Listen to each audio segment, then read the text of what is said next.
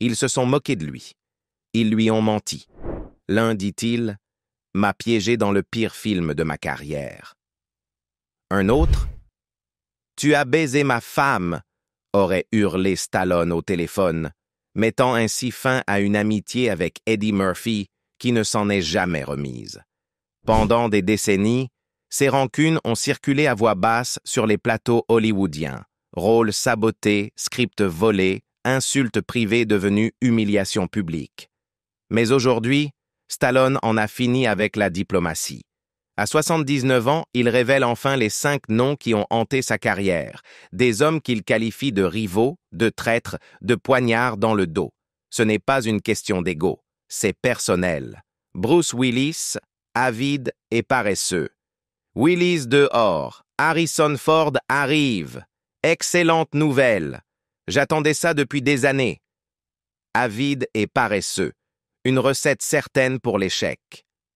Ce qui avait commencé comme une alliance solide entre 2 stars de films d'action, Bruce Willis et Sylvester Stallone, a explosé en un véritable clash hollywoodien en 2013. Les 2 acteurs avaient collaboré sur la franchise The Expendables, Willis incarnant le mystérieux agent de la CIA, Mr. Church. Mais en coulisses, la tension montait. Le point de rupture est survenu lors des négociations pour The Expendables 3. Willis s'est vu offrir 3 millions de dollars pour seulement 4 jours de tournage en Bulgarie.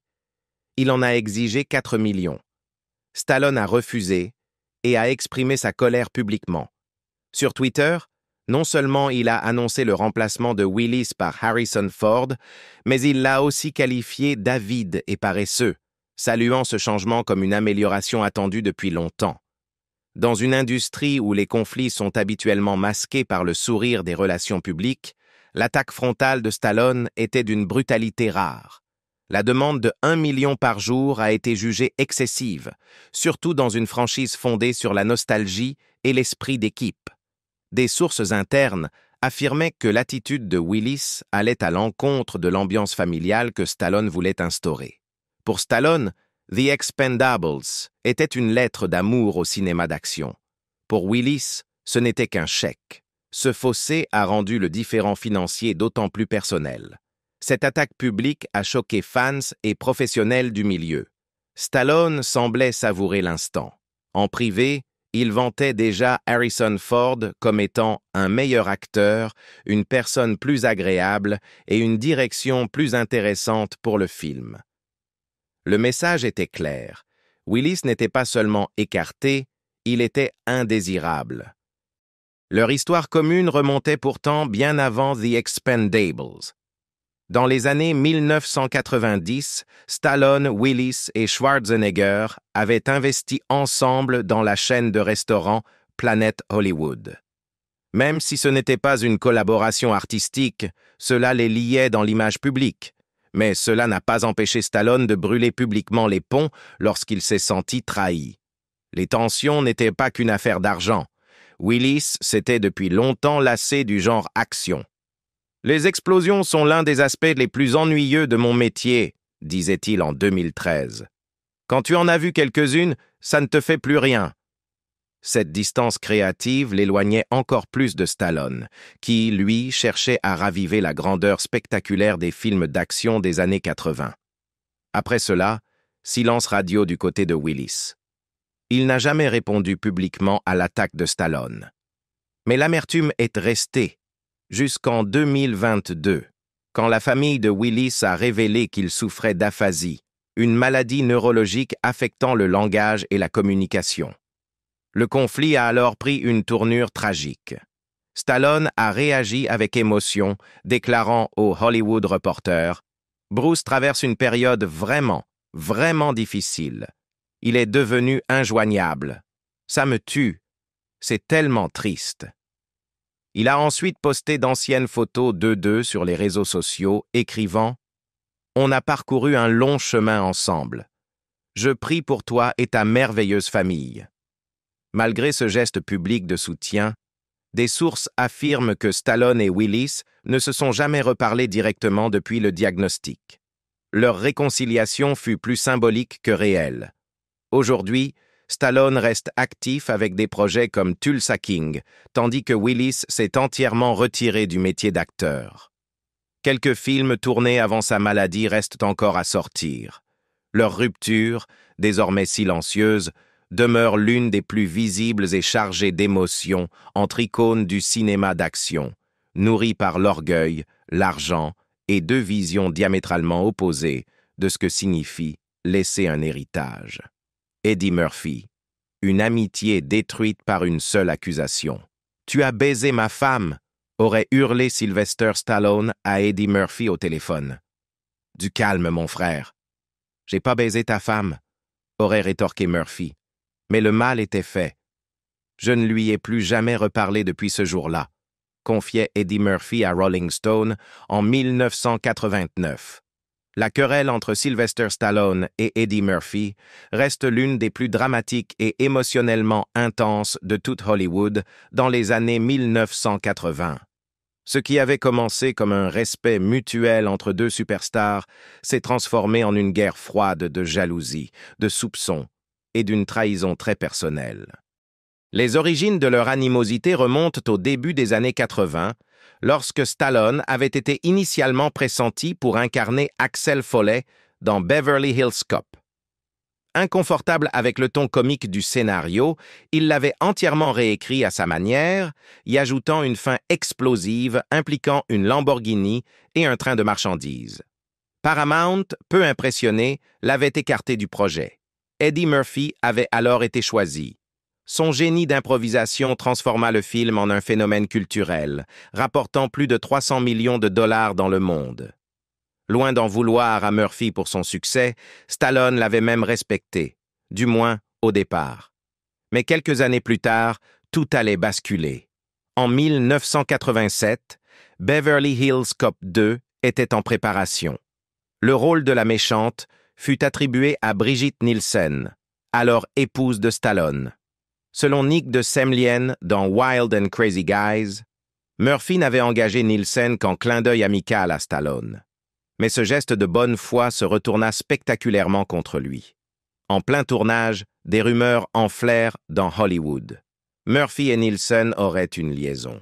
Stallone les entendit et y crut. Il appela Murphy directement et explosa. « Tu as baisé ma femme !»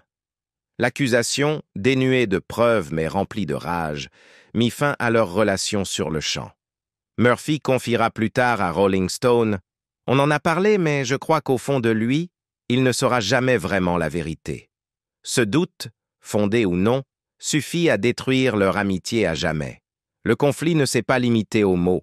On raconte que Stallone aurait quitté une fête dès l'arrivée de Murphy, preuve que la fracture était profonde. Plus tragiquement, leur brouille a fait échouer plusieurs projets communs très ambitieux. Les deux hommes avaient notamment discuté de co-jouer dans un troisième opus du Parrain aux côtés d'Al Pacino. D'autres projets évoqués incluaient des comédies d'action comme Soldiers of Misfortune et Boys. Tous furent discrètement abandonnés après les soupçons de liaison entre Murphy et Nielsen. Pour enfoncer le clou, Murphy n'hésita pas à se moquer, plus tard, du rôle manqué de Stallone dans Beverly Hills Cop. Lors d'une interview avec Jake Stakes en 2024, il déclara en plaisantant que Stallone aurait fait d'Axel Foley un personnage dur au lieu d'amusant. Il aurait dit « Tu me suis? Je vais te foutre une banane dans l'échappement. » Aucune drôlerie. Ça aurait été menaçant. Même sur le ton de l'humour, la pique visait le cœur de l'échec de Stallone à adapter le film à son image, sérieuse et musclée. Fait intéressant, Stallone ne laissa pas son script original partir à la poubelle. Il le transforma en Cobra, sorti en 1986, mélangeant des éléments du roman Fair Game de Paula Gosling. Bien que démoli par la critique et nommé à plusieurs Razzies, Cobra rapporta tout de même 160 millions de dollars dans le monde, la preuve que Stallone pouvait encore cartonner au box-office, mais la blessure restait. En 2019, lors d'une interview avec Fandango, il révéla envisager une adaptation de Cobra en série pour le streaming avec Robert Rodriguez. Malgré tout, l'ombre de Beverly Hills Cop planait toujours. L'approche comique de Murphy avait redéfini le genre du buddy cop, laissant Stallone sur le bord de la route dans cette course-là. Des décennies plus tard, aucun des deux hommes n'a publiquement exprimé l'envie de recoller les morceaux. Stallone, surtout, ne s'est jamais vraiment confié sur le sujet, laissant le silence en dire long. Son divorce avec Brigitte Nielsen en 1987 a peut-être donné raison à Murphy avec le recul. Mais pour Stallone, le doute ne s'est jamais dissipé. Kirk Douglas, ego en conflit et scénario brisé. Kirk ne dit pas ses répliques. Kirk n'aime pas ses répliques.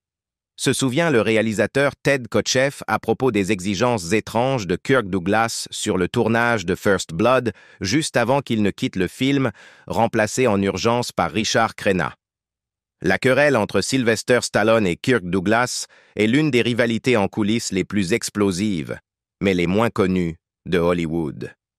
Nourrie par des affrontements créatifs, des égos blessés et même un coup physique, cette tension s'est étalée sur 2 décennies et tourna autour de 2 films, First Blood et Oscar. Bien qu'ils appartiennent à 2 générations différentes, Douglas, titan de l'âge d'or hollywoodien, et Stallone, icône moderne du cinéma d'action, leurs styles n'ont jamais été complémentaires. Ils se sont affrontés profondément. Tout a commencé avec First Blood, le film qui a fait découvrir John Rambo au monde. Stallone, déjà superstar après Rocky, réécrivait le scénario pour humaniser son personnage et livrer un message fort sur les vétérans traumatisés. Douglas, choisi pour incarner le colonel Trotman, insistait pour une fin fidèle au roman. Rambo meurt. Stallone a catégoriquement refusé. Kirk disait « Rambo doit mourir. Rambo doit mourir », se souvenait Stallone. Je comprends ça, mais pas dans ce film. Pour Stallone, tuer Rambo n'était pas juste une divergence artistique, c'était une trahison de l'arc émotionnel du personnage, une gifle pour les vétérans du Vietnam. Douglas, de son côté, qualifiait son idée de « plus artistique ». Le conflit prit une telle ampleur que Douglas refusa de dire les répliques telles qu'écrites. Il parlait constamment de lui-même à la 3e personne. Kirk n'aime pas cette réplique et tentait même de voler les répliques d'autres personnages. Le réalisateur Ted Kotcheff prévint les producteurs « Il va ruiner notre film, artistiquement et financièrement ». La production lui lança un ultimatum « Respecter le script ou partir ». Douglas choisit de partir, lançant « Kirk s'en va ». Richard Crenna fut appelé en urgence, et le film reprit sans Douglas.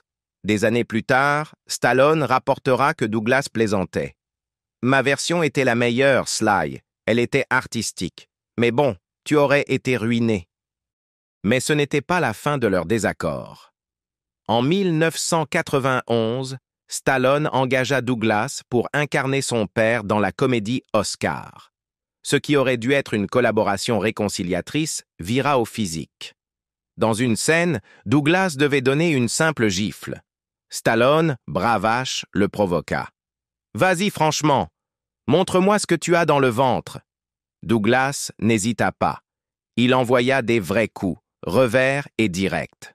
« Je plaisantais », avouera Stallone plus tard. Mais Kirk, lui, non. Il a vraiment essayé de me tuer. Le réalisateur, ravi de l'énergie de la scène, demanda une autre prise. Stallone répondit « Vous êtes fou? Je suis en train d'avoir des lésions cérébrales. » Malgré les coups, physiques et émotionnels, Stallone continua à parler de Douglas avec respect en public, surtout après sa mort à 103 ans. Mais le ressentiment ne disparut jamais. Stallone était convaincu que Douglas avait failli saboter First Blood, un film qui devint une franchise à succès, rapportant plus de 125 millions de dollars et faisant de Stallone un mastodonte du box-office. La fin tragique que Douglas défendait fut abandonnée après qu'un public test menaça de pendre le réalisateur. Stallone fut ainsi validé par les spectateurs. Douglas, lui, fut effacé de la légende Rambo. En privé, certains proches affirment que Stallone ne lui a jamais pardonné. Pour lui, Douglas incarnait une époque révolue, pompeuse, rigide, déconnectée des émotions du public. Stallone le considérait comme un saboteur, Douglas pensait défendre l'art.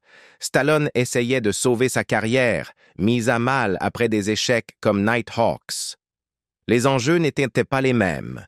Le choc était inévitable. Des années plus tard, lorsqu'on demanda à Douglas s'il regrettait d'avoir quitté First Blood, il répondit sans détour « Politiquement et artistiquement, ma fin était la bonne. La tienne a juste rapporté de l'argent. » Pour Stallone, tout était dit. Douglas n'avait jamais compris le public, ou ne voulait pas le comprendre. À ses yeux, il avait failli tuer Rambo avant même que le personnage puisse vivre. Stallone n'a jamais publiquement insulté Douglas, mais la tension transpire dans ses interviews, les commentaires audio des DVD et dans le souvenir encore vif de cette gifle sur le tournage d'Oscar. Il ne détestait pas Kirk Douglas en tant qu'homme, mais il détestait le chaos qu'il avait semé et l'arrogance qui, selon lui, avait failli lui coûter tout. Richard Gere. Comment une tache de moutarde a alimenté une rivalité hollywoodienne de 50 ans. Je lui ai mis un coup de coude sur le côté de la tête. Sylvester Stallone a littéralement jeté Richard Gere hors de sa voiture dans un accès de rage qui poussa l'acteur à jurer de ne plus jamais travailler avec la star de Rocky. En 1974, Sylvester Stallone et Richard Gere étaient deux jeunes talents prometteurs réunis pour le drame initiatique The Lords of Flatbush. Ce qui aurait dû être un tremplin commun est rapidement devenu l'une des rancunes les plus tenaces d'Hollywood. Selon Stallone, leurs personnalités se sont heurtées dès le premier jour. Le style d'acteur très théâtral et basé sur la méthode de guerre ne convenait pas à Stallone, qui privilégiait une approche plus physique et instinctive. Il décrivit Gere comme arrogant, paradant dans sa veste de motard trop grande comme s'il était le chevalier le plus redoutable de la table ronde. La tension atteint son point de rupture lors d'une pause déjeuner à Coney Island. Stallone raconte qu'il mangeait un hot-dog à l'arrière d'une Toyota lorsque Gere est monté dans la voiture exiguë avec un demi-poulet dégoulinant de moutarde. Stallone l'aurait prévenu de faire attention. Gere l'ignora. Lorsque la moutarde tomba sur le pantalon de Stallone, ce dernier explosa.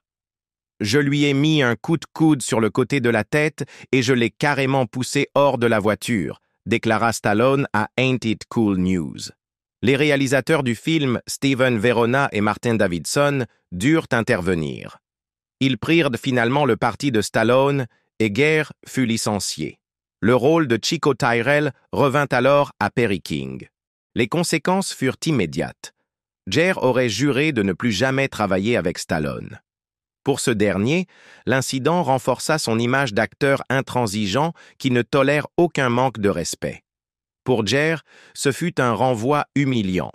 Stallone jeta plus tard de l'huile sur le feu en affirmant que Gere pensait qu'il était à l'origine de la fameuse « rumeur du gerbille », une légende urbaine grotesque qui colla à la peau de Gere pendant des décennies. Stallone nia toute implication, mais le simple fait d'évoquer la rumeur amplifia l'hostilité entre les deux. Leur querelle ne s'arrêta pas aux années 70. En 1995, les deux faillirent en venir aux mains lors d'un dîner chez Elton John. D'après l'autobiographie Me d'Elton, les deux acteurs étaient présents à un dîner privé, tout comme la princesse Diana. Gere et Diana auraient sympathisé, échangeant calmement près de la cheminée. Stallone, qui aurait eu des vues sur la princesse, devint visiblement agité. Au moment du dîner, les deux hommes étaient introuvables, jusqu'à ce qu'on les découvre dans le couloir, prêts à se battre. Diana, elle, resta parfaitement calme. Stallone quitta la soirée furieux, lâchant « Si je l'avais vraiment voulu, je l'aurais eu ». Et ce n'était pas la seule fois que les médias rapportèrent des tensions. Certaines rumeurs évoquaient des rivalités autour de Cindy Crawford, alors épouse de Gere. Selon Esquire, Gere aurait un jour confronté Stallone en déclarant « J'ai entendu dire que tu couchais avec ma femme ». Accusation que Stallone qualifia de bizarre et totalement fausse. Malgré les années, la querelle ne s'est jamais apaisée. Gere est resté discret, préférant le silence au scandale. Stallone, lui, n'a jamais exprimé le moindre regret. Dans plusieurs interviews, Il a continué à ridiculiser le comportement de Jerry pendant Flatbush, allant jusqu'à dire qu'il était impossible à gérer. La rancune est devenue une telle légende à Hollywood que Quentin Tarantino y fit référence dans un billet de blog de 2019 pour le Beverly Cinema, qualifiant le conflit de duel au poulet moutarde. La rumeur du gerbille, apparue dans les années 1980, n'a fait qu'aggraver la situation. Bien qu'amplement démentie, elle est restée une blague culturelle qui a hanté Guéret toute sa carrière. L'insinuation que Stallone en serait l'auteur a ravivé la tension, malgré ses dénégations. Le journaliste Mike Walker du National Enquirer avoua « Je n'ai jamais autant bossé sur une histoire de toute ma vie. Je suis convaincu que ce n'est qu'une légende urbaine. » Dans une interview accordée à Metro UK en 2008, Guerre déclarait « J'ai arrêté de lire la presse depuis longtemps. Il y a ce mythe urbain célèbre selon lequel j'aurais mis un hamster dans mon derrière. C'est une perte d'énergie. Le fait qu'il ne nomme jamais Stallone reflète soit un désir d'en finir, soit une volonté de ne pas raviver le feu. En 2025, ils n'ont toujours pas retravaillé ensemble.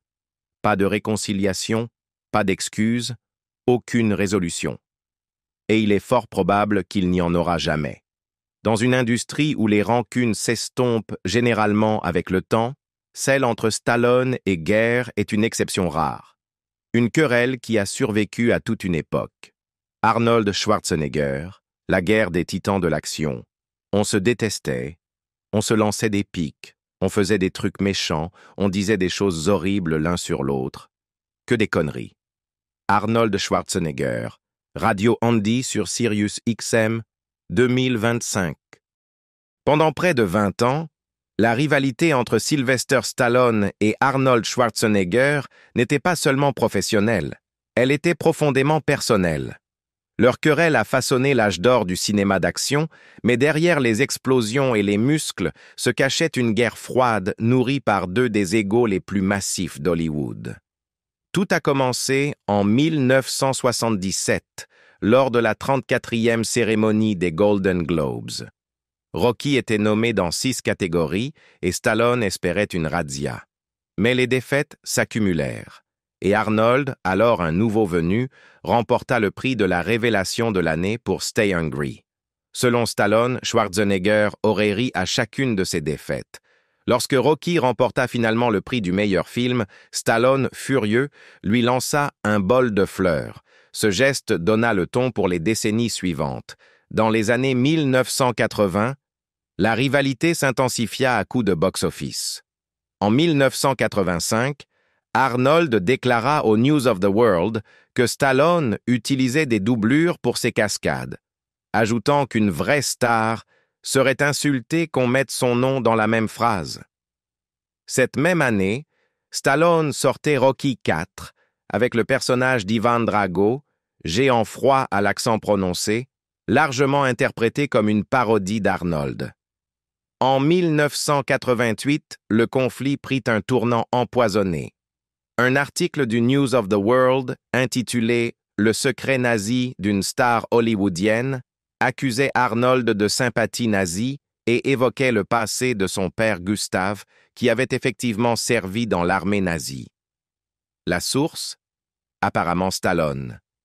Bien que Gustav Schwarzenegger ait eu des liens avec le régime nazi, aucun crime de guerre ne lui a jamais été attribué. Arnold porta plainte et gagna le procès. La journaliste Wendy League déclara ensuite que Stallone avait payé ses frais juridiques. Cette année-là, Stallone serait entré dans une boîte de nuit new-yorkaise, aurait vu une photo d'Arnold et ordonné qu'on la décroche. Son entourage l'aurait ensuite détruite. Plus aucun doute. Ce n'était plus une guerre médiatique, c'était du personnel. La rivalité se glissa jusque dans leurs films. Dans Twins, Arnold se moquait d'une affiche de Rambo. Stallone répliqua dans Tango and Cash en tabassant un sosie d'Arnold. Dans Demolition Man, son personnage se réveille dans un futur où Schwarzenegger a une bibliothèque présidentielle. Stallone admit plus tard qu'il canalisait sa haine réelle dans ses scènes. Mais le coup le plus notoire fut celui de Stop, or My Mom Will Shoot. Dans une interview de 2023, Arnold avoua avoir piégé Stallone en prétendant vouloir le rôle. J'ai lu le script. C'était de la merde.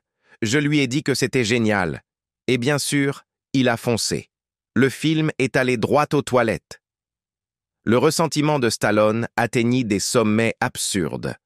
Après avoir lu une version préliminaire de la biographie de Wendy Legg en 1990, pleine de révélations sur les stéroïdes, le père violent d'Arnold et les rumeurs nazies, Stallone aurait lâché « Lire ça, c'est mieux que 4 fellations ».